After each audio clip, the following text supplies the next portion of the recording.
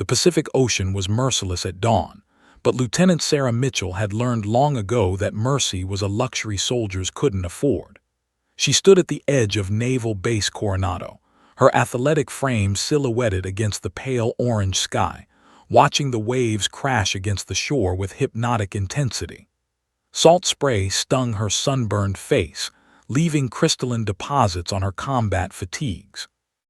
Her blonde hair, pulled back in a tight military bun, revealed sharp features that had become increasingly familiar to news outlets across the country. But Sarah never read the articles. She didn't care about being called historic or groundbreaking. She only cared about one thing: proving that she belonged. 28 years old, Lieutenant Sarah Mitchell had just accomplished what military officials said was impossible. 3 months ago, she had graduated from BUD-S, Basic Underwater Demolition SEAL Training, becoming the first woman in the program's entire history to earn the coveted Trident insignia. The achievement had not come easily. It had cost her everything. She thought back to her childhood in suburban Colorado, where she'd first discovered her capacity for endurance. Her father, a retired Air Force pilot, had raised her to believe that limitations were illusions created by weak minds. He'd pushed her to run farther, climb higher, push harder than any boy in her school. At 12, she was completing half marathons. At 16, she was competing in CrossFit competitions against adults. At 22, she'd enlisted in the Navy with a singular obsession: to become a SEAL. Nobody took her seriously at first. The Navy had only officially opened SEAL training to women in 2016, and since then, hundreds had tried. Exactly 0 had succeeded. Sarah was told repeatedly, in countless ways, that her body wasn't built for the demands, that women lacked the testosterone-driven aggression required for close-quarters combat, that she would inevitably fail, and when she did, the entire military establishment would laugh. The women's movement had made a mistake, they said, trying to prove equality in a field where equality was biologically impossible. Sarah had let those voices fuel her. The BUD-S experience had been apocalyptic. 8 weeks of Hell Week alone, a grueling 132-hour marathon of continuous training with minimal sleep, had broken men who were larger, stronger, and more experienced than her. Sarah had completed it barely conscious, her body pushed beyond what she'd thought possible. Hypothermia, muscle failure, hallucinations. She'd endured it all. When she'd crossed that finish line, tears streaming down her face, she'd realized that the physical challenge was only half the battle. The other half was psychological warfare. Throughout the entire program, she'd been watched differently. Officers scrutinized her performance with a level of skepticism they never applied to male trainees. When she succeeded, it was luck. When she failed, it was proof that women didn't belong. The male trainees had developed an unspoken rule: don't train with the woman, don't befriend the woman, don't acknowledge the woman. Loneliness became her constant companion, a weight as heavy as the 80-pound pack she carried during forced marches. But Sarah had persevered. She'd learned to run on salt and spite, to transform rejection into rocket fuel. And when she'd finally received her Trident pin, that small golden insignia representing the ultimate achievement in naval special operations, she'd felt something transcendent, not triumph, something deeper, vindication, proof that she was unstoppable. That was 3 weeks ago. Now, standing on this beach at dawn, Sarah felt the weight of her achievement settling into her bones like lead. The celebration had been brief, almost perfunctory. There were photographs with senior commanders who looked uncomfortable, press releases emphasizing inclusion and diversity, and whispers from certain quarters of the military community. Those whispers cut deeper than any insult. They suggested that her achievement had been a statistical anomaly, an exception that would soon be forgotten. Today was supposed to change that. Today marked her assignment to an elite close-quarters combat unit based out of San Diego. It was a fast-track position, the kind of assignment that could lead to command positions and special operations leadership. The kind of assignment that would prove, once and for all, that her success wasn't a fluke. Sarah walked through the base gates, her sea bag slung over her shoulder, her boots striking the pavement with precise rhythm. The facility ahead was utilitarian and imposing: concrete structures, faded paint, windows that reflected nothing but sky. This was where the best soldiers in the world came to become even better, and somewhere inside that building was Commander James Garrett. She'd done her homework on him. Everyone had. James Garrett was a living legend within naval special operations circles. He'd served in Vietnam, Panama, and the Middle East. He had more combat missions under his belt than most soldiers had days of service. He'd been decorated repeatedly, commended for his tactical brilliance and his unwavering commitment to excellence. There were stories about Garrett: how he could break men psychologically during training, how he demanded perfection, how operatives who trained under him had an unprecedented survival rate in the field. But there were other stories too: whispers from soldiers who trained under his command, rumors about his methods being outdated, his approach to discipline being unnecessarily harsh. One article Sarah had read mentioned that Garrett had been passed over for promotion twice, which had apparently made him bitter. But she dismissed those concerns. Every great military leader was a little ruthless. Every exceptional commander demanded things that seemed unreasonable to ordinary people. Sarah pushed through the facility doors, her eyes adjusting to the fluorescent lighting. The interior smelled of metal polish and sweat. Through a corridor, she could see soldiers training, executing combat drills with mechanical precision, moving through obstacle courses that defied logic, pushing themselves beyond human limits. This was her world now. This was where she belonged. A secretary directed her to Garrett's office on the third floor. As Sarah climbed the stairs, her heart began to accelerate, not from fear but from anticipation. This was the moment where her new chapter began. Everything she'd worked for, every sacrifice she'd made, every obstacle she'd overcome, it had all led to this. The office door was open. Commander James Garrett sat behind a massive mahogany desk, reviewing documents. He was larger than Sarah expected, perhaps 6'2", with the muscular physique of someone who'd maintained peak physical condition throughout his decades of service. His face was weathered, marked by lines that spoke of decades in the sun and stress of command. His eyes were ice blue, and they looked up from his papers with an intensity that made Sarah's breath catch. "Lieutenant Mitchell," he said, his voice deep and gravelly. He didn't stand to greet her. "I've been expecting you." He gestured to a chair across from his desk. Sarah sat, her posture perfect, her hands folded in her lap. She was acutely aware of how she appeared to him: a woman in a man's uniform, an outsider trying to prove her worth. Garrett leaned back in his chair, studying her with an expression that was difficult to read. "Congratulations on completing Bud S," he said, but there was something in his tone that didn't sound congratulatory. "You're aware that this unit has never had a female operator?" "Yes, sir," Sarah responded. "And you believe you're ready for this assignment?" "I know I am, sir." Garrett's lips curved into something that might have been a smile, but his eyes remained cold.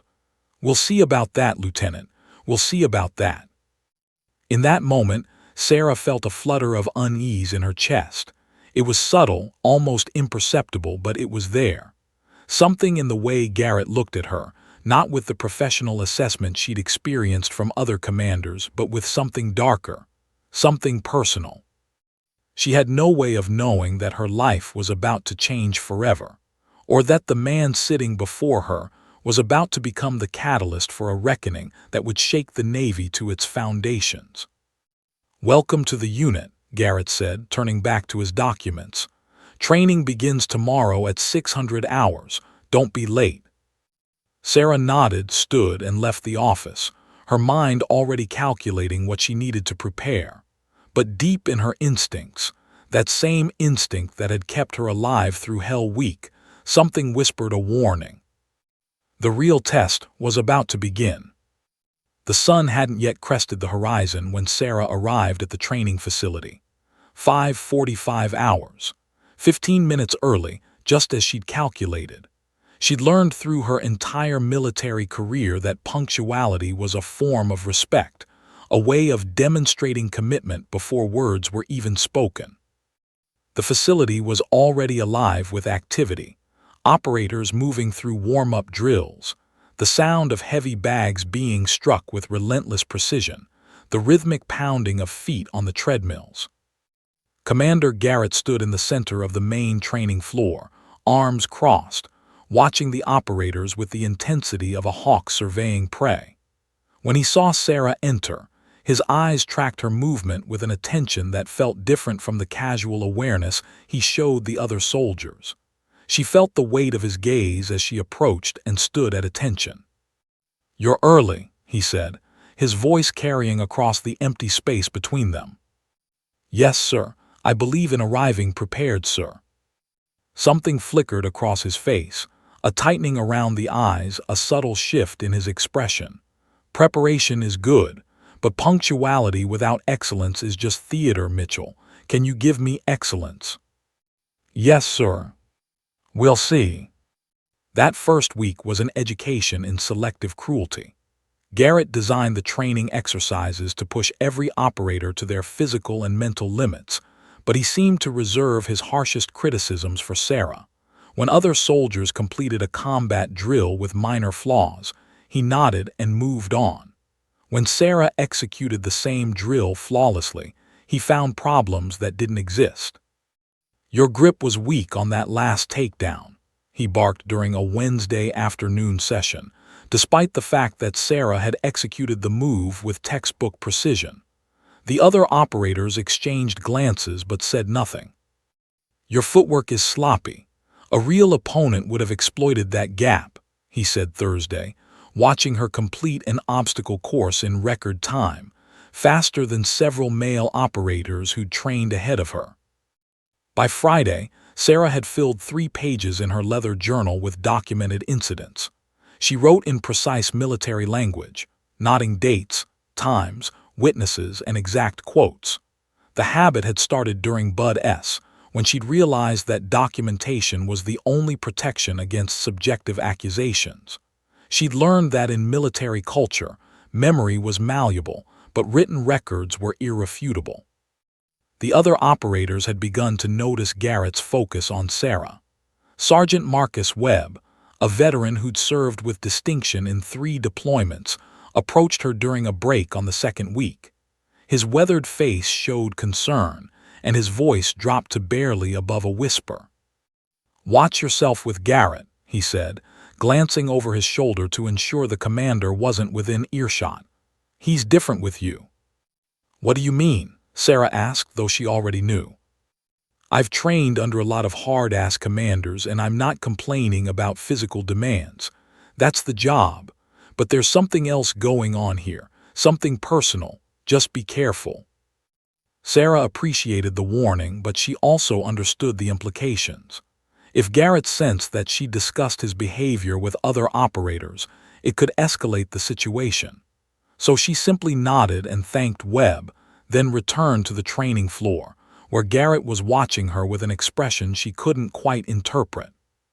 The scrutiny intensified in the 3rd week.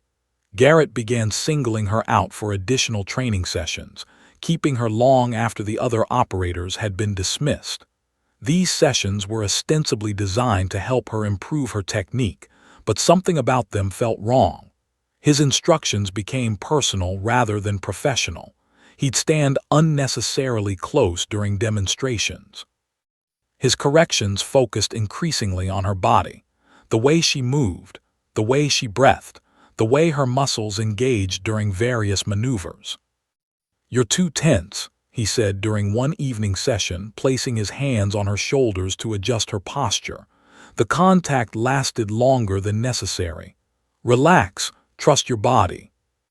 Sarah forced herself to remain still, to not react to the discomfort crawling up her spine. She'd been trained to endure physical contact during combat drills, but this felt different. This felt intentional in a way that had nothing to do with training. The team dynamic began to shift. The other operators, who'd been cautiously warming up to Sarah, suddenly became distant.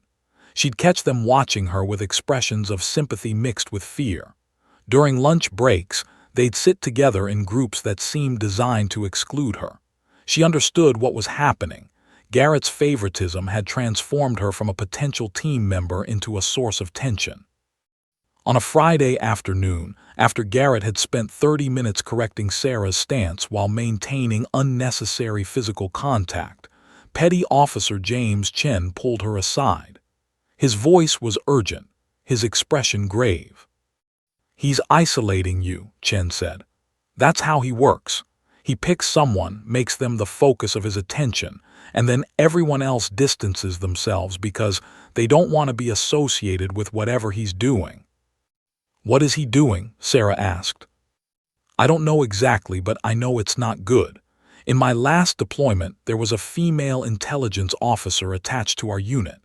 Garrett fixated on her the same way he's fixating on you. She requested reassignment within a month. Wouldn't talk about why, but she was scared." Sarah felt her stomach tighten. She'd encountered difficult commanders before, but this was something else. This was deliberate, calculated, designed to destabilize her psychologically, and the worst part was that it was working. She found herself second-guessing her every move, wondering if she was performing well enough, if her presence on the team was truly creating friction, if maybe they were right about women in combat roles. That night, alone in her barracks, Sarah allowed herself to feel the full weight of her isolation. She sat on her bunk, her leather journal open on her lap, adding new entries with trembling hands. She documented how the team had begun excluding her, how Garrett's behavior had become increasingly inappropriate, how the entire atmosphere of the unit had shifted since her arrival. But she also wrote something else, a private note to herself. "I will not be broken by this. I did not survive Hell Week to be destroyed by one man's insecurity." The second week of Garrett's intensified attention came with a new development. He began commenting on her appearance in ways that crossed professional boundaries. "That uniform looks good on you, Mitchell," he said one morning, his eyes lingering in a way that made her skin crawl. Another day, he mentioned that she was prettier than she had any right to be for a soldier, which didn't even make logical sense, but was clearly designed to make her feel like her femininity was the only thing he saw. Sarah began planning her responses, strategizing how to protect herself. She started wearing a body camera to training sessions, hidden beneath her combat uniform, a precaution that felt paranoid but necessary. She altered her schedule to avoid being alone with Garrett whenever possible. She increased her physical training regimen, channeling her anxiety and fear into push-ups, runs, and combat drills that left her exhausted but focused. The other operators watched this transformation with a mixture of respect and concern. Sarah was becoming harder, colder, more isolated. She was becoming a loner by necessity, not choice. And in the process, she was losing something, not her strength, but her sense of belonging. By the end of the third week, Sarah had documented 47 separate incidents of inappropriate behavior by Commander James Garrett. She'd written down every comment, every physical contact, every moment when his attention crossed from professional into something darker and more dangerous. She didn't know what she would do with this documentation. She didn't know if anyone in the chain of command would believe her. She didn't know if reporting Garrett would end her career, mark her as a troublemaker, damage the reputation she'd spent years building. But she knew one thing with absolute certainty. Something was building, something dark and dangerous, and she needed to be ready for whatever came next. Because deep in her warrior's instinct, in the part of her that had pushed through Hell Week, that had defied every limitation placed on her, Sarah understood that this situation would eventually reach a breaking point. And when it did, she needed to be prepared to survive it. The extraction mission was designed to test every aspect of an operator's tactical capability. 24 soldiers were divided into 4 teams, each tasked with infiltrating a mock enemy position, neutralizing targets, and extracting a hostage in under 40 minutes. The course was complex, multiple obstacles, simulated gunfire, time pressure designed to fracture focus and decision-making. Sarah's team was assigned the most difficult position. The mock compound was positioned in a valley, protected by multiple elevated sniper positions, with only one logical extraction route. It was a nightmare scenario designed to separate the exceptional operators from the ordinary ones. But Sarah was exceptional. From the moment the exercise began, she moved with perfect synchronization with her team. Her spatial awareness was extraordinary. She seemed to anticipate her teammates' movements before they made them. When the sniper fire started, she calculated angles of fire and identified cover positions that others had missed. When they reached the compound, she executed a breach maneuver that was textbook perfect, her body moving with the kind of fluid precision that came from thousands of hours of repetition. The extraction took 31 minutes. 3 of the other teams hadn't finished in 40. As Sarah and her team emerged from the exercise area, sweat-drenched and breathing hard, she could see Garrett standing on the observation platform, his face unreadable. The other operators on her team were already celebrating their success, high-fiving and congratulating each other. But Sarah watched Garrett carefully, reading the tension in his jaw, the way his hands had clenched into fists. He knew she'd beaten him. That evening, as Sarah was finishing her workout in the facility's empty gym, her phone buzzed with a message: "Report to my office. Now." Her pulse accelerated, but she kept her movements measured and controlled. She showered quickly, changed into fresh fatigues, and made her way to the 3rd floor. The administrative offices were empty at this hour. Most personnel had already left for the day. The only sound was the echo of her footsteps on the concrete floor. Garrett's office door was closed. Sarah knocked and waited for his command to enter. "Come in." She pushed the door open and stepped inside. Garrett sat behind his desk, but unlike their previous meetings, he wasn't reviewing documents. He was simply sitting there, watching her with an intensity that made the hair on the back of her neck stand up. "Close the door," he said. Sarah did, her hand lingering on the doorknob for a moment, a subconscious part of her nodding the closed door, the isolation, the lack of witnesses. Her combat training, honed through years of preparing for threats, was beginning to sound alarms in her nervous system. "That was quite a performance today," Garrett said, his voice low and controlled. "Perhaps too good a performance. It's making people wonder if I'm doing something wrong." "Sir, I was simply executing the mission parameters." "Executing?" Garrett stood abruptly, his massive frame rising from behind the desk. "You were showing off. You were making the other operators look bad. You were making me look bad. And why? So you could prove something. So you could prove that you belong here, that women deserve to be in the Navy." Sarah remained silent, her eyes fixed on a point above his shoulder, a technique she'd learned from managing confrontational situations. Don't engage emotionally. Don't react. Stay calm. "I have been a commander in the United States Navy for 27 years, Garrett continued, his voice rising. He moved around the desk, and Sarah could feel him getting closer. "I have trained the finest soldiers in the world. I have earned my position through blood and sweat and sacrifice, and I will not have it undermined by someone playing dress-up in a uniform that doesn't belong to them. Commander, if there's a concern about my performance—" "Your performance," Garrett's laugh was harsh and bitter. "Your performance is the problem, Lieutenant. Your very presence here is a problem. You're a distraction. You're a political statement. You're not a real soldier." Sarah's jaw tightened, but she maintained her composure. She'd heard these words before, in different forms from different people. They were designed to wound, to make her question herself, to crack the psychological armor she'd built.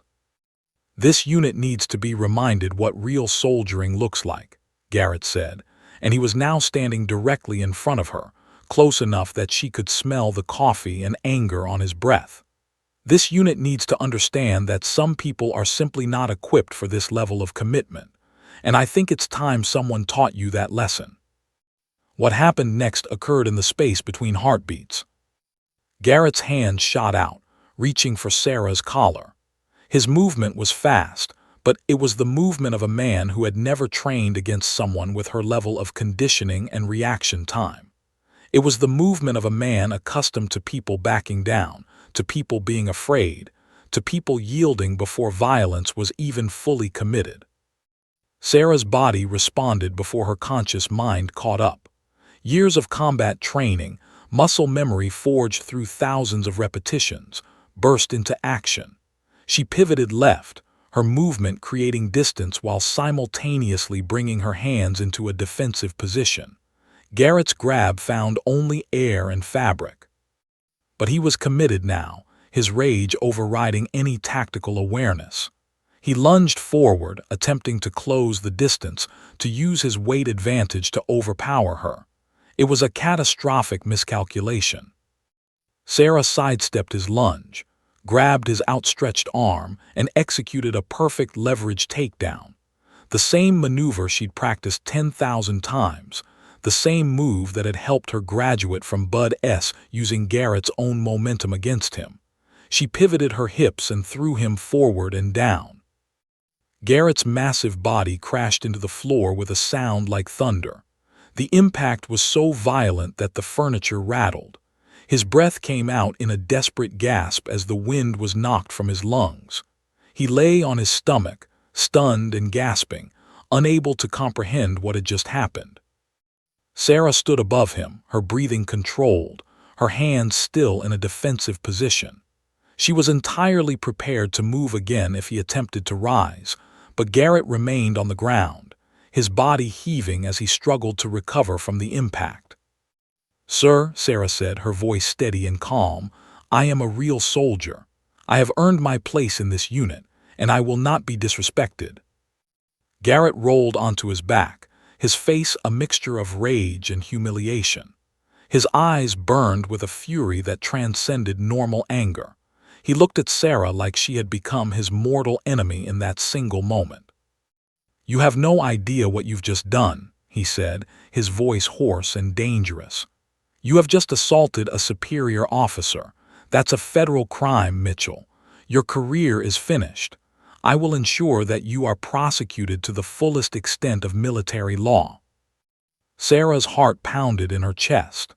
She understood immediately what had happened.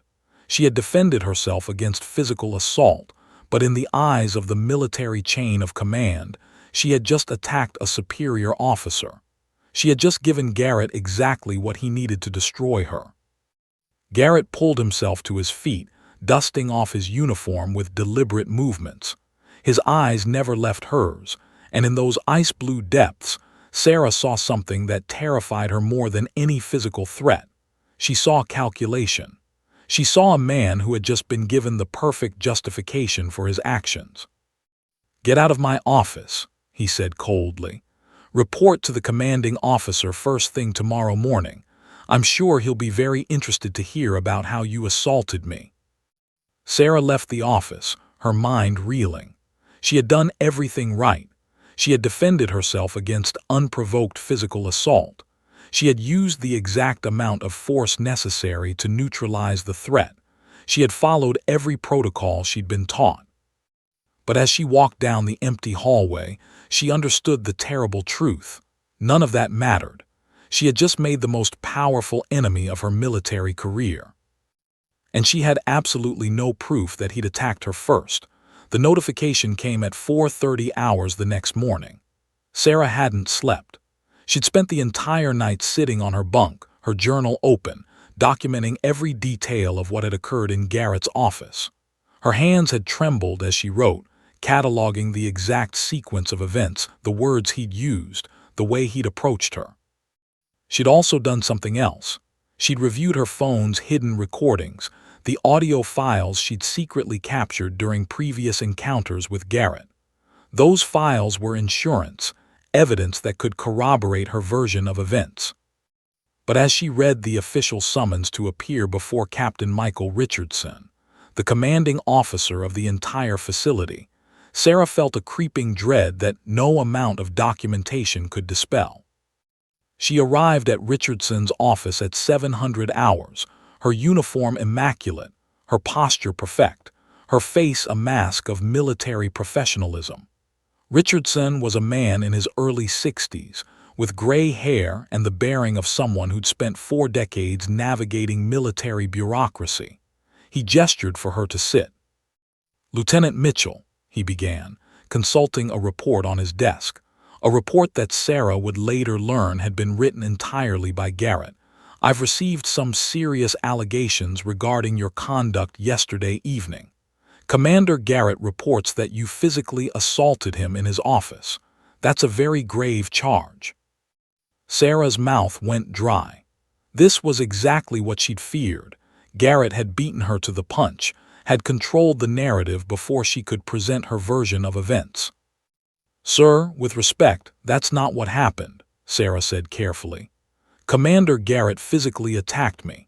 I defended myself using appropriate self-defense techniques. I have documentation of months of inappropriate conduct by the commander, and I can provide recordings of previous incidents." Richardson held up his hand, silencing her. "Commander Garrett is a decorated officer with an impeccable record.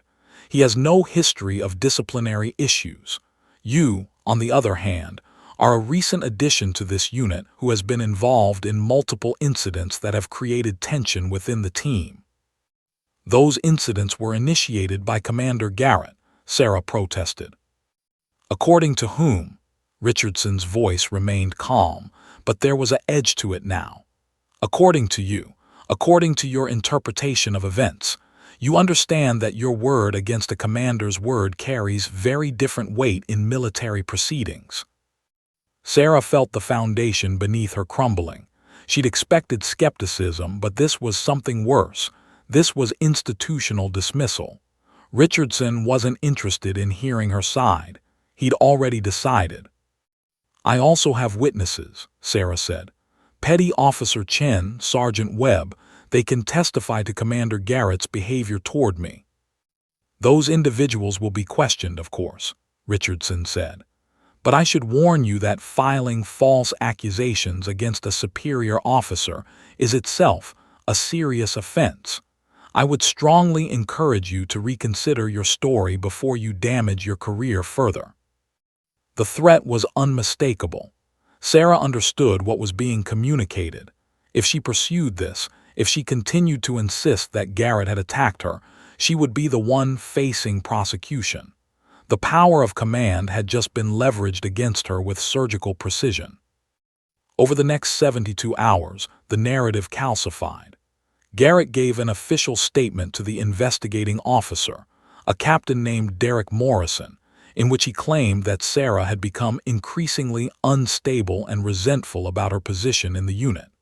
He said that during a routine meeting to discuss her performance, she had suddenly attacked him without provocation.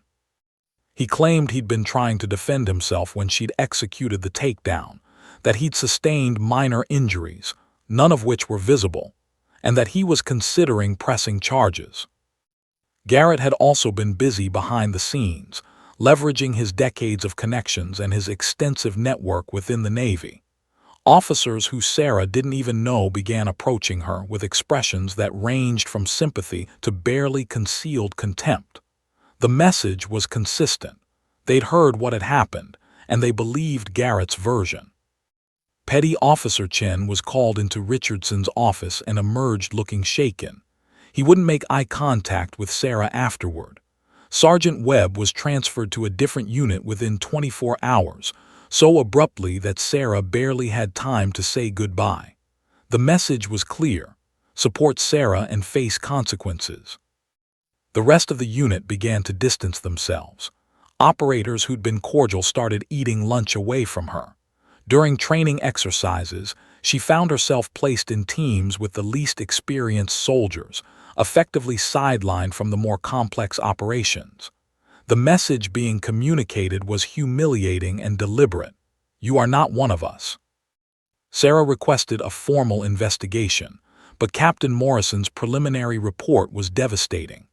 In carefully worded military language, he'd concluded that Sarah's account of events appears inconsistent with available evidence, and that the testimony of Commander Garrett, a senior officer with an exemplary service record, is more credible than the claims of a junior officer with apparent emotional instability. Emotional instability. Those two words became her scarlet letter. The psychological toll mounted daily. Sarah would wake in the morning with her heart pounding, her mind racing through scenarios. Would this be the day they discharged her? Would this be the day they arrested her? She stopped eating much. Her weight dropped noticeably, and she knew people were interpreting her physical decline as further evidence of emotional problems. She tried to reach out to the Navy's equal opportunity officer, a captain named Susan Winters, hoping that there might be some institutional mechanism for addressing gender-based harassment. Winters listened to her story with apparent concern, took notes, and promised to investigate.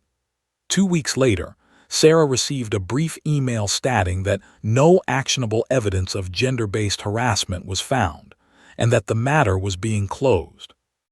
Sarah sat in her barracks at night, her leather journal filled with hundreds of pages of documentation, her phone containing audio recordings that proved Garrett's inappropriate behavior, and she confronted the terrifying reality.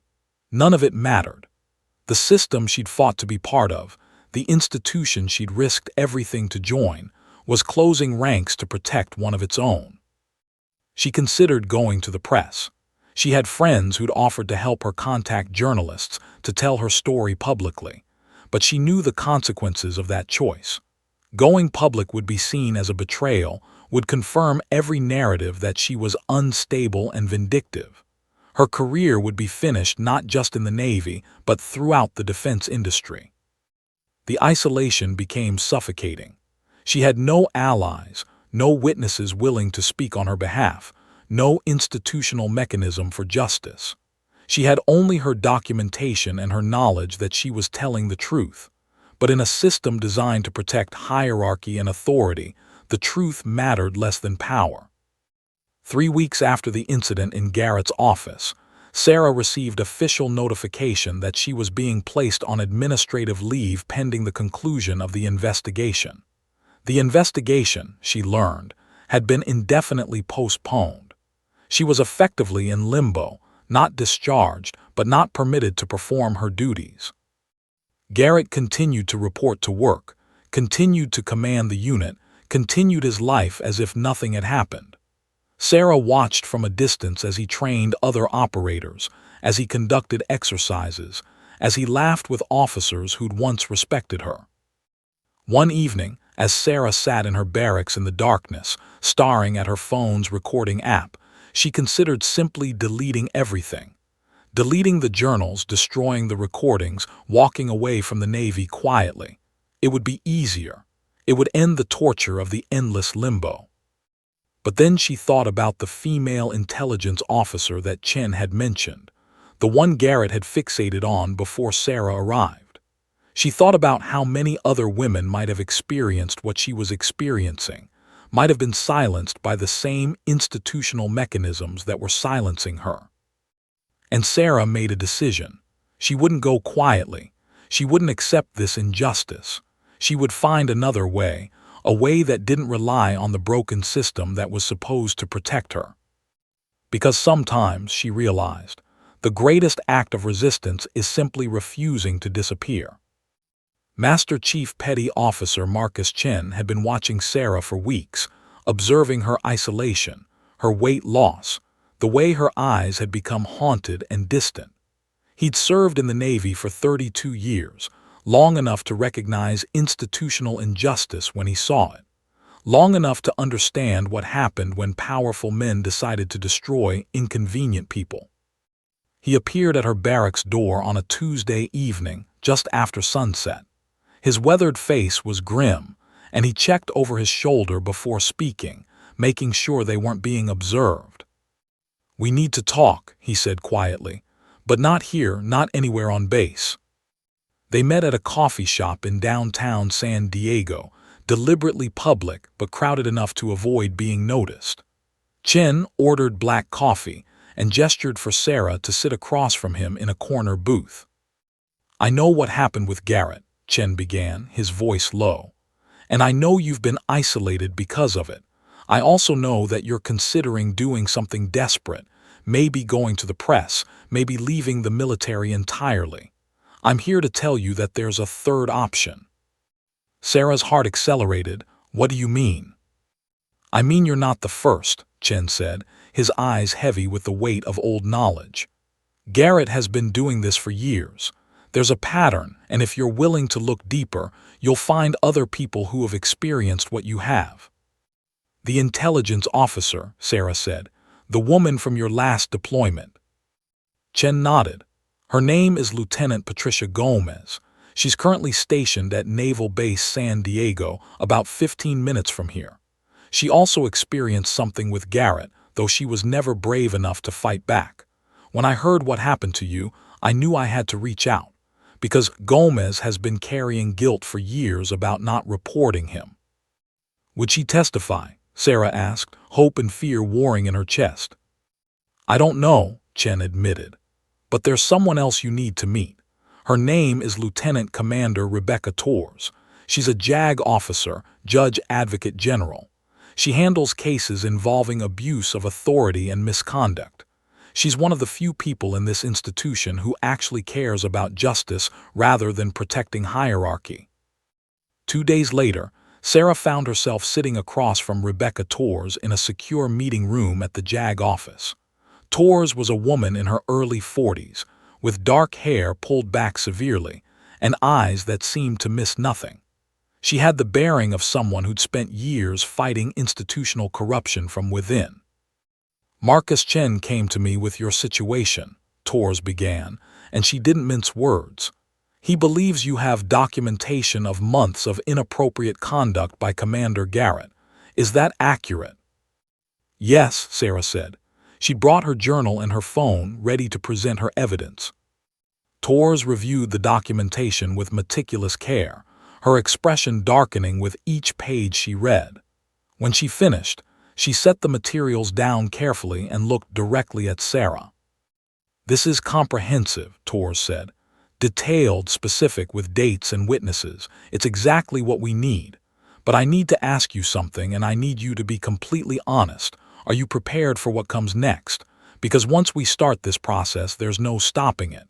Garrett will fight back. The command structure will close ranks. Your career in the Navy will likely be over regardless of the outcome." Sarah considered the question carefully. She thought about the weeks of isolation, the way she'd been erased from the unit, the institutional machinery that had been designed to silence her. She thought about Patricia Gomez and the intelligence officer, and however many other women had been broken by Garrett's behavior. "If I don't do this," Sarah said quietly, "then nothing changes. He keeps doing this to other people, and I spend the rest of my life knowing I had the opportunity to stop it and I didn't." Torres nodded slowly, as if she'd been expecting that answer.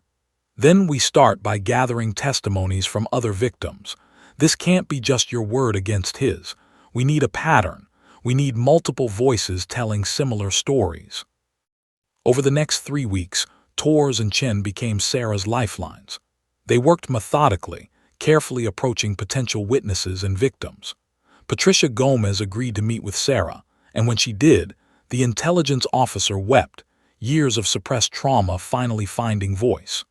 Gomez described how Garrett had isolated her, how he'd made inappropriate physical contact, how he'd implied that her career advancement depended on her accepting his behavior. "I was too scared to fight back," Gomez said, her hands trembling. "I just requested a transfer and tried to forget, but I never forgot. Every day I wondered if I should have said something, if there were other women he was doing this to." A young corpsman named Derek Martinez contacted Chen after hearing through the naval grapevine that something was happening. Martinez had served under Garrett and had witnessed inappropriate conduct directed at female personnel. He'd kept quiet out of fear, but learning that Sarah had fought back had given him courage. "He's a predator," Martinez said bluntly when they met. "He uses his position to target people who can't fight back, but he also uses his position to control people who might report him. I'm willing to testify, but I'm terrified about what it'll cost me." "We'll protect you," Torres promised. though both Sarah and Martinez understood that was partially a lie. No one could truly protect them from the consequences of challenging a decorated commander. Another female operator, Ensign Rebecca Liu, came forward with her own story. She'd been in Garrett's unit for 8 months and had experienced progressively inappropriate behavior, comments about her appearance, unnecessary physical contact during training, deliberate isolation from the rest of the team. "I didn't know what to do," Liu said, tears streaming down her face. "I thought maybe I was overreacting. Maybe I was being too sensitive. But hearing about what happened to you, I realized this wasn't about me being weak or paranoid. This was about him being predatory." Sarah began to understand that her isolation had been strategic. Garrett had ensured that she didn't know about the other victims, just as he'd ensured they didn't know about each other. By keeping them isolated, he'd prevented the very thing now happening, the formation of a unified voice. Torres used her JAG credentials to access Garrett's personnel file, which revealed a troubling history. There had been 3 previous complaints about his conduct, all filed anonymously or withdrawn before investigation. One female officer had requested a transfer specifically to escape his unit. Another had taken a medical discharge. The pattern was undeniable once you knew to look for it. "This is what we needed," Torres said, her voice grim but determined. "Anonymous complaints are deniable, but when we combine them with testimony from multiple current and former personnel, a pattern emerges that can't be explained away." Sarah's role began to transform. She was no longer simply a victim. She was becoming the catalyst, the person whose willingness to speak had given others permission to do the same. She attended secret meetings with Torres and Chen, listening as more stories emerged. She documented everything, cross-referenced timelines, helped Torres build the framework for a comprehensive case. But the psychological cost was significant. Sarah was experiencing what trauma specialists call vicarious trauma, the secondary effects of listening to and absorbing the traumatic experiences of others. She carried the weight of Patricia Gomez's suppressed tears, Derek Martinez's fear, Rebecca Liu's shattered confidence. She held their stories inside her, adding them to her own burden. One evening, after a particularly difficult meeting where a female junior officer had described how Garrett's behavior had led her to contemplate suicide, Sarah found herself sitting alone in her barracks, her body shaking with a combination of rage and despair. "This is too much," she whispered to herself. "This is too much for one person to carry." But then her phone buzzed with a message from Torres. "You're not alone. We're building something bigger than this. Trust the process." Sarah realized that Torres was right. She wasn't just fighting for herself anymore. She was fighting for every person Garrett had ever harmed, every person he might harm in the future, every woman who'd ever been silenced by institutional power. Chen appeared at her door later that evening. Without speaking, he handed her a sealed envelope. Inside was a letter from Patricia Gomez. "Sarah, I don't have the words to express my gratitude. For years, I've been haunted by my silence, wondering if I should have done more. Watching you stand up, watching you refuse to disappear, it's given me back a part of myself that I thought was lost forever. Whatever comes next, know that you've already changed things. You've already made a difference. Thank you for being brave enough to do what I couldn't." Sarah read the letter 3 times, each time feeling something shift inside her. She was no longer just a victim seeking justice for herself. She was a voice for the silenced, a barrier against institutional corruption, a woman who'd refused to accept the system's attempt to erase her. The building blocks of something momentous were falling into place. And while Sarah didn't know exactly what would come next, she knew one thing with absolute certainty. She was no longer fighting alone. The formal investigation was launched on a Friday morning in early October, exactly 6 weeks after the incident in Garrett's office. Lieutenant Commander Rebecca Torres had finally accumulated enough evidence and testimony to trigger an official inquiry. The decision came from Captain Michael Richardson himself. though Torres suspected he'd made it reluctantly, pressured by the accumulating weight of testimonies and documentation that could no longer be ignored. Sarah received notification that she would be interviewed by an independent investigator, a naval officer named Captain Jennifer Hayes, brought in from outside the San Diego facility specifically to handle the investigation. The message was clear. This was being taken seriously enough to warrant external oversight. Hayes had a reputation within Navy JAG circles as a no-nonsense officer with an extraordinary conviction rate in misconduct cases. Sarah sat in a sterile conference room on base, facing Captain Hayes across a metal table. A court reporter sat to the side, recording every word. Sarah had rehearsed this moment with Torres dozens of times, but no amount of preparation could fully ease the anxiety of reliving the trauma publicly. "Walk me through the incident on October 3rd, Hayes said, her tone professional but not cold. "Start from the beginning." Sarah began to speak, her voice steady despite the trembling in her hands. She described how she'd received the message summoning her to Garrett's office, how she'd walked up the stairs nodding the empty hallways, how she'd entered his office at his command. She described his words, every accusation, every insult, every attempt to undermine her legitimacy as a soldier. "And then," Hayes prompted. "And then he stood up from his desk and came around to face me," Sarah continued. She described the moment he'd reached for her, the split-second decision to defend herself, the takedown that had lasted perhaps 3 seconds but felt like an eternity. She described the look on his face as he lay on the floor, shock, rage, and something darker, calculation. Hayes listened without interrupting, her expression unreadable. When Sarah finished, Hayes reviewed her notes and looked up. "You mentioned you have recordings of previous interactions with Commander Garrett. I'd like to hear those." Sarah pulled out her phone and played the audio files. They were damning, Garrett's voice coming through clearly, making inappropriate comments about her appearance, her body, her femininity. His tone was predatory, the subtext unmistakable.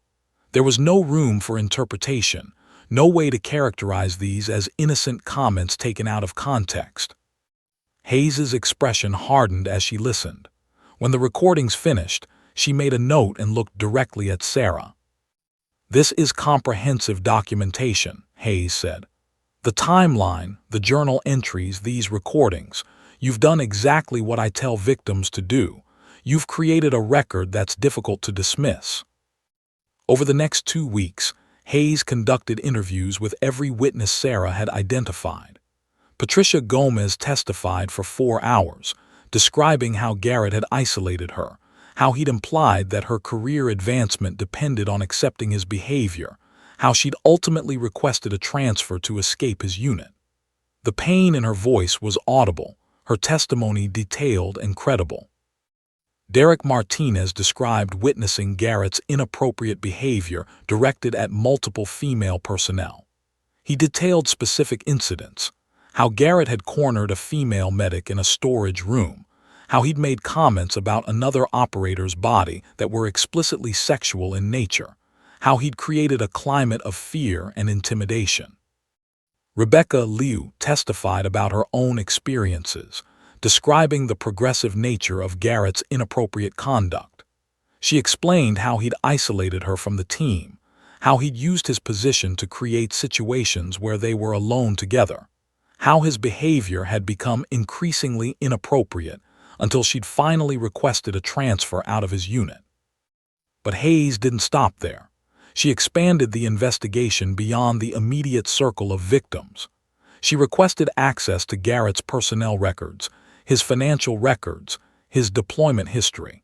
What she found was a complex portrait of a man whose behavior extended far beyond isolated incidents of sexual harassment.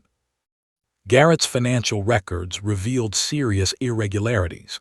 He'd been submitting inflated expense reports for training exercises. He'd claimed reimbursements for equipment purchases that never occurred. Over the past 5 years, he'd received approximately $90,000 in fraudulent reimbursements. It wasn't just misconduct toward personnel. It was also criminal fraud. Hayes also discovered that Garrett had been passed over for promotion 3 times. Each promotion board had noted concerns about his leadership style, his management of personnel, and unspecified interpersonal issues. The notes became progressively more critical with each board, suggesting that senior officers had been aware of problems with his command, but had never formally documented what those problems were. One particularly damning discovery came when Hayes interviewed a retired admiral who'd served alongside Garrett 20 years earlier. The admiral confirmed that Garrett had been investigated for inappropriate conduct even then, but that the complaint had been withdrawn after Garrett allegedly threatened the complainant's career. "This isn't new behavior," the admiral told Hayes. "This is a pattern that's been going on for decades. The system failed to stop it then, and it's continued to fail." Garrett's defense crumbled under the weight of accumulated evidence.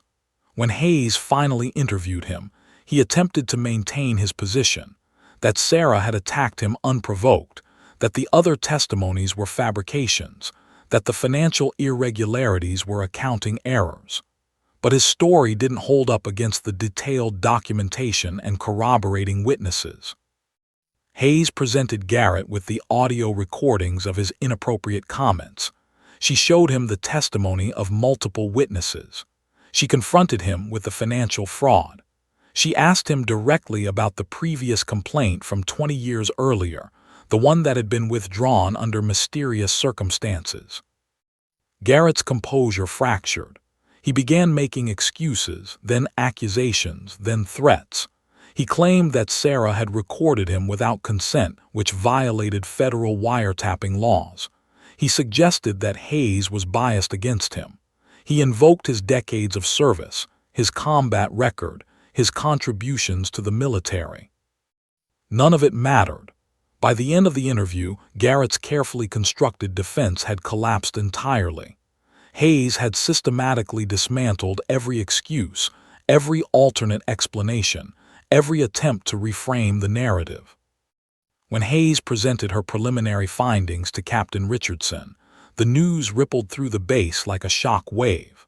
The preliminary report concluded that there was substantial evidence supporting allegations of sexual harassment, abuse of authority, and fraudulent financial conduct by Commander James Garrett.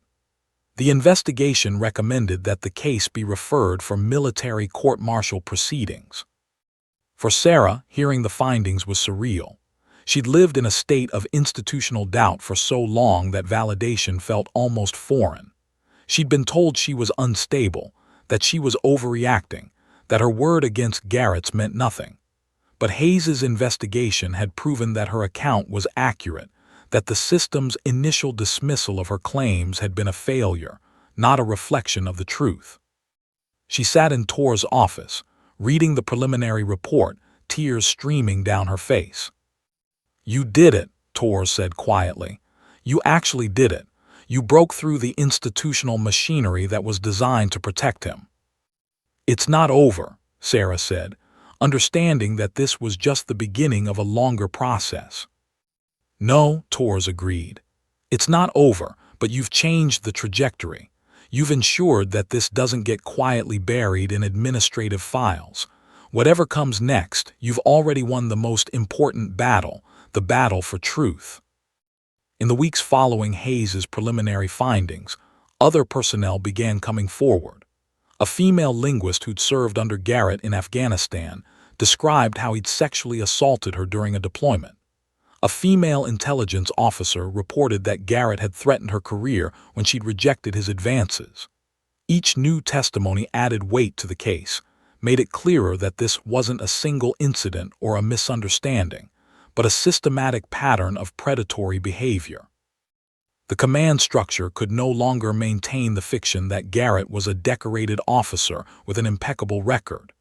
The evidence was overwhelming, documented, and corroborated by multiple independent witnesses. The narrative had shifted. Garrett was no longer the innocent victim of a false accusation. He was a predator who'd exploited his position for decades, and the system that had protected him was finally being forced to acknowledge that reality. For Sarah, sitting in her barracks late at night, she realized that something fundamental had changed. She was no longer invisible. She was no longer being erased. She had fought the machinery of institutional power, and against impossible odds she had prevailed. The battle for justice was far from over, but she had won the first and most important victory. She had refused to disappear. The military court-martial of Commander James Garrett began on a cold November morning in a federal courthouse located on Naval Base San Diego. The proceeding was technically closed to the general public, as was standard for military courts-martial, but word had spread throughout the Navy community. This wasn't just another administrative hearing. This was a reckoning. Sarah sat in the gallery, flanked by Rebecca Torres and Marcus Chen. She wore her dress uniform, her medals pinned precisely, her bearing perfect. The trident insignia on her chest seemed to weigh more than it ever had before. She'd almost lost everything because she'd earned that badge of honor, and now, through her testimony, she would potentially ensure that the man who'd tried to destroy her would face consequences. The prosecutor, a Navy JAG officer named Captain David Morrison, had built his case meticulously. He'd organized the evidence in a narrative arc that was devastating in its clarity. Years of predatory behavior, systematic abuse of authority, financial fraud, and repeated attempts to silence victims. The case file was 2 inches thick, filled with documentation, recordings, and witness statements. The judge, a Navy captain named Malcolm Chen, sat at the bench with an expression of grim determination. He'd been selected specifically for his reputation as a fair but uncompromising jurist. The panel of 6 military officers, 3 junior officers and 3 senior NCOs, who would serve as the jury, sat in 2 rows, their faces neutral but attentive. Commander Garrett entered the courtroom in full dress uniform, his chest covered with ribbons and decorations. His defense attorney, a civilian lawyer named Robert Sullivan, had positioned him to appear as the decorated war hero, the man with decades of service being brought down by a single junior officer's unsubstantiated claims. But that narrative collapsed within the first hour of testimony. Sarah took the witness stand, her hand on a Bible as she was sworn to tell the truth. Morrison began with foundational questions, establishing her credentials, her service record, her achievements. He then walked her through the incident in Garrett's office with excruciating detail, asking her to describe not just what happened, but how it happened, what was said, what she felt, what she understood about Garrett's intentions. "Lieutenant Mitchell," Morrison asked, "when Commander Garrett reached for you, what was your assessment of his intent?" "To physically dominate me," Sarah said clearly. "To use his size and strength to overpower me, to assault me." "And what did you do?" "I defended myself using techniques I'd been trained in. I executed a defensive takedown that neutralized the threat." Sullivan attempted to discredit Sarah during cross-examination, but she'd been meticulously prepared by Torres. He tried to suggest that she'd misinterpreted Garrett's intentions, that perhaps he'd been attempting to demonstrate a technique, that she'd overreacted out of paranoia or instability. "Isn't it true," Sullivan asked, "that you've been documented as having emotional instability?" "That documentation came from Commander Garrett," Sarah responded calmly. "After I defended myself against his assault, I would characterize that as motivated testimony, not objective assessment." Sullivan tried another angle. "Isn't it true that you voluntarily recorded Commander Garrett without his knowledge, which is a federal crime?" "The federal wiretapping statute has an exception for parties to a conversation," Torres had coached her. "I was a party to those conversations. Additionally, I recorded them because I was documenting a pattern of inappropriate conduct. I was protecting myself from the very situation that occurred." Sarah's testimony lasted 3 days. By the end, even Sullivan seemed to understand that his client was indefensible. The evidence was simply too comprehensive, too well documented, too corroborated. Then came Patricia Gomez. She took the stand trembling, her hands shaking as she was sworn in. For 15 years, she'd carried the trauma of what Garrett had done to her in silence. Now, finally, she had the opportunity to speak. Gomez described how Garrett had isolated her, how he'd made it clear that her career advancement depended on accepting his advances, how she'd felt trapped between her ambitions and her dignity. She described the moment when she'd finally requested a transfer, and how Garrett had warned her that going public would destroy her career. "He told me," Gomez said, her voice breaking, "that nobody would believe me, that his word as a commander would always outweigh mine as a junior officer, that if I tried to report him, I'd be the one whose career would be destroyed." "And did you report him?" Morrison asked gently. "No," Gomez whispered. "I was too afraid, and for 15 years I've regretted that decision. Watching Lieutenant Mitchell stand up to him, watching her refuse to be silenced, it's shown me that I could have done the same. I just didn't have the courage." When Gomez stepped down, there wasn't a dry eye in the courtroom except Garrett's. His expression remained impassive, but Sarah could see his jaw clenching, could see the calculation in his eyes as he recognized that his defense was crumbling. Derek Martinez testified about witnessing Garrett's inappropriate behavior. Rebecca Liu described the progression of harassment that had eventually forced her to request a transfer. The female linguist from Afghanistan provided graphic testimony about being sexually assaulted by Garrett during a deployment, an assault she'd never reported because she'd known it would be her word against his. The prosecution also called financial experts who detailed the fraudulent expense reports, accounting irregularities that extended back 7 years, approximately $120,000 in fraudulent reimbursements, each one individually prosecutable, each one another nail in the coffin of Garrett's defense. Perhaps most damaging was the testimony from the retired admiral who'd served with Garrett 20 years earlier. The admiral testified that he had personal knowledge of a previous sexual assault allegation against Garrett that had been withdrawn under circumstances that suggested coercion or intimidation. "I've always regretted not pursuing that complaint further," the admiral said. Commander Garrett was protected by his rank, by his service record, by the system's unwillingness to believe women over decorated officers. If I'd been braver, if I'd done my job properly, I might have prevented years of subsequent harm. Sullivan's defense was weak and unconvincing. He attempted to suggest that Sarah had fabricated the entire incident, that the recordings were manipulated, that the other witnesses were coordinating false testimony. But he provided no evidence for any of these claims. He simply asserted them, as if repetition could override the mountains of documented proof.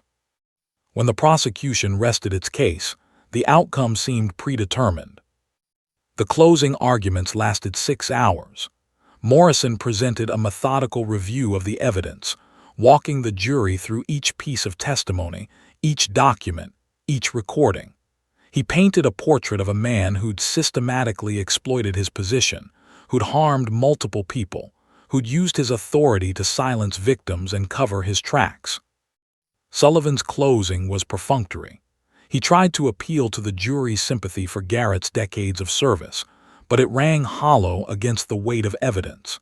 He suggested that the jury should be skeptical of Sarah's account, but he'd provided no alternative explanation that made sense. The jury deliberated for 23 hours. When they returned, their verdict was unanimous across all charges: guilty of sexual assault, guilty of sexual harassment, guilty of abuse of authority, guilty of witness intimidation, guilty of fraudulent financial conduct. 6 counts of guilty on crimes that would end Garrett's career, strip him of his rank, erase his pension, and potentially result in imprisonment.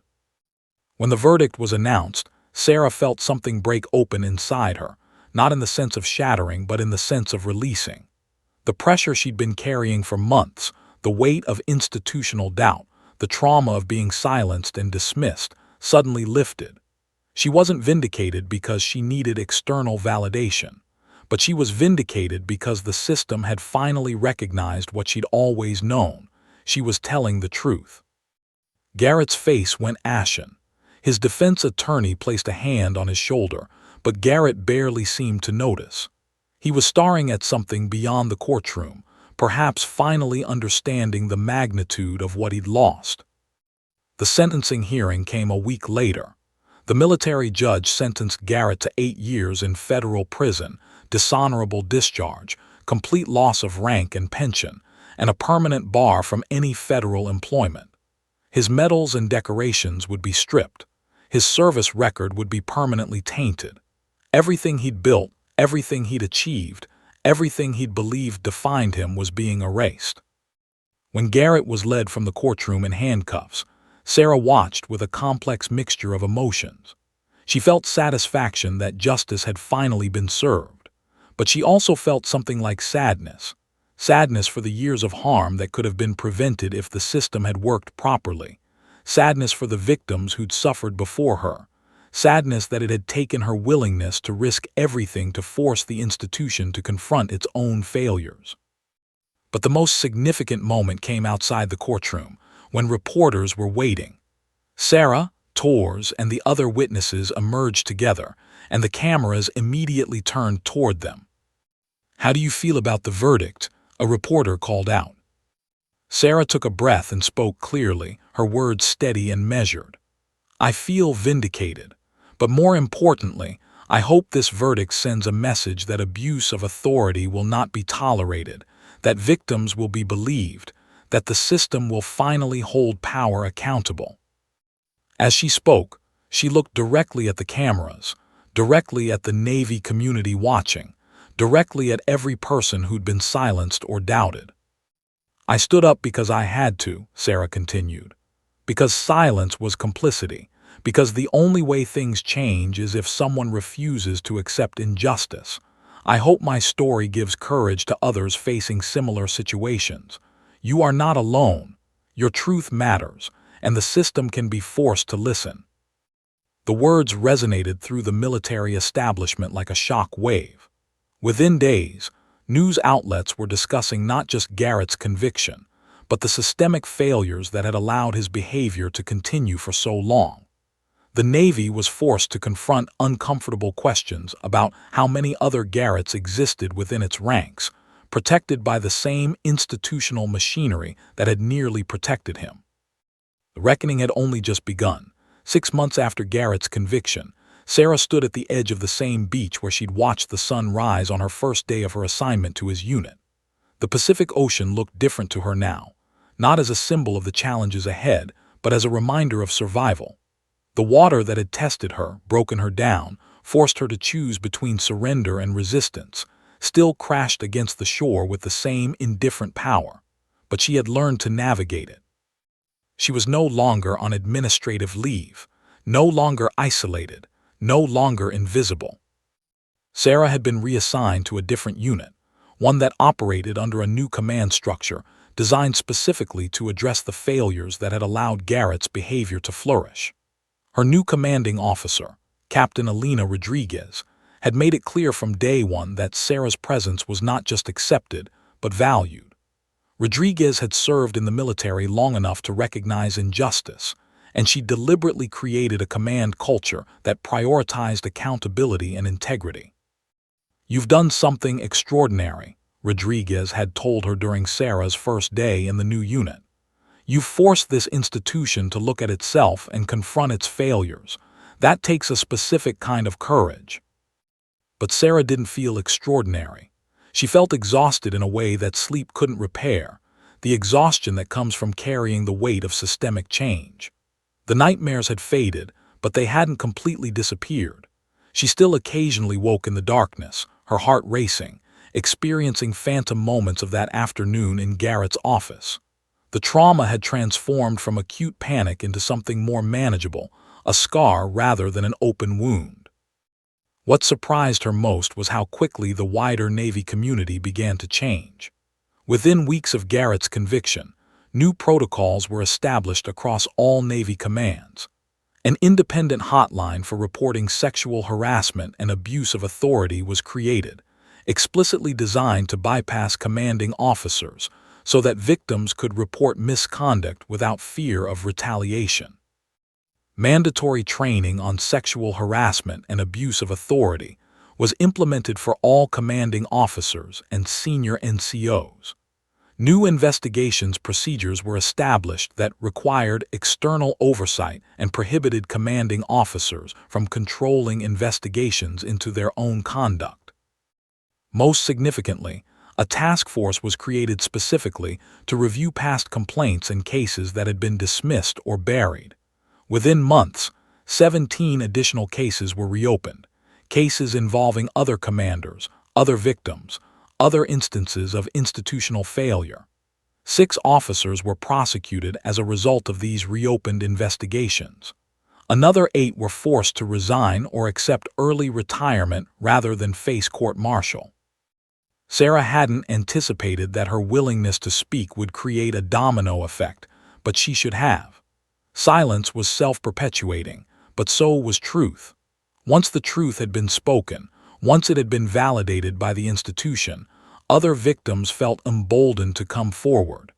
The system that had protected predators for decades was finally being forced to confront its own complicity. One morning, Sarah received a letter from Patricia Gomez. The intelligence officer had been promoted and reassigned to an oversight position specifically designed to monitor command conduct and ensure that officers were held accountable for their actions.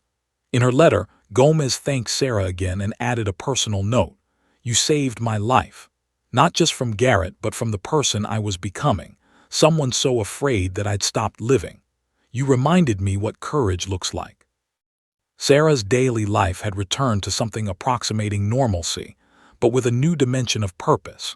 She was training the next generation of special operators, and she deliberately sought out other female soldiers, taking time to mentor them, to show them that they belonged, to ensure that they understood they had agency and support.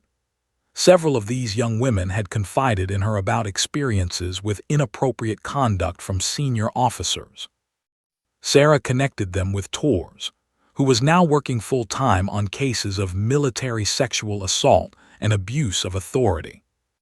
3 months after her reassignment, Sarah was selected to lead a training exercise, the same type of exercise that Garrett had designed to isolate and demoralize her.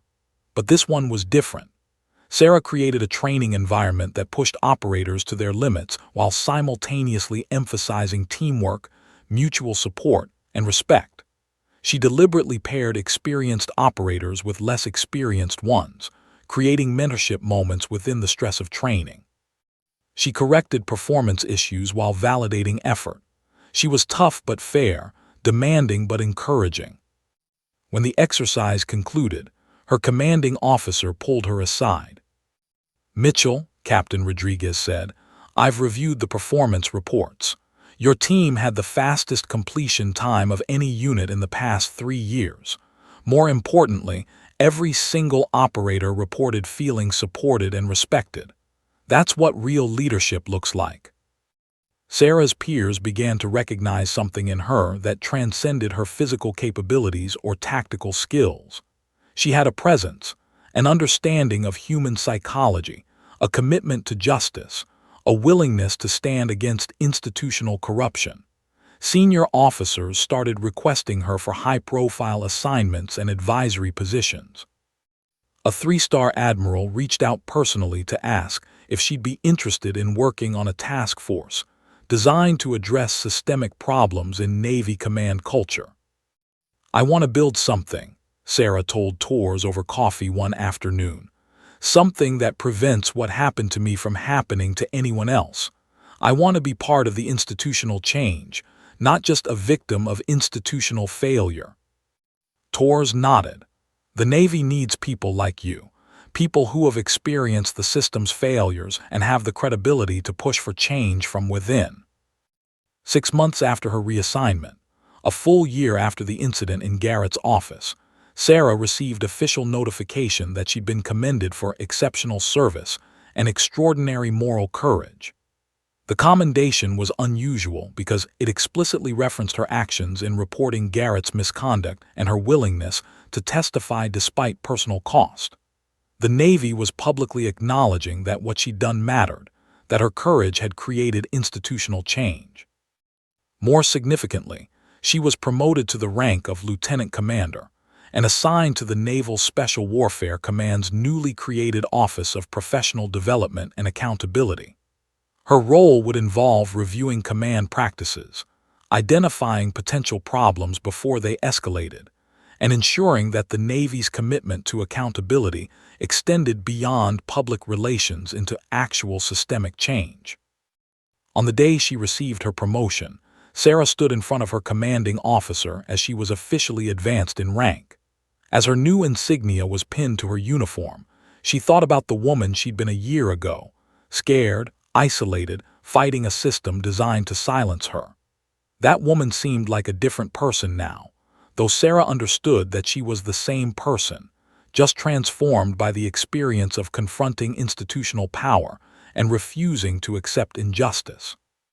The evening of her promotion, Sarah returned to the beach where she'd stood exactly 1 year earlier. The sun was setting, painting the sky in shades of orange and purple. The waves were gentler today, less aggressive, more rhythmic. She stood in silence, watching the ocean, feeling the salt spray on her face. She thought about Patricia Gomez and the other victims who'd finally found their voices. She thought about Derek Martinez and Rebecca Liu, and the naval personnel whose careers had been saved because the system had finally been forced to acknowledge its failures. She thought about the young female operators she was now mentoring, showing them that they belonged, that their presence strengthened the military, that they didn't need to accept abuse as the price of service.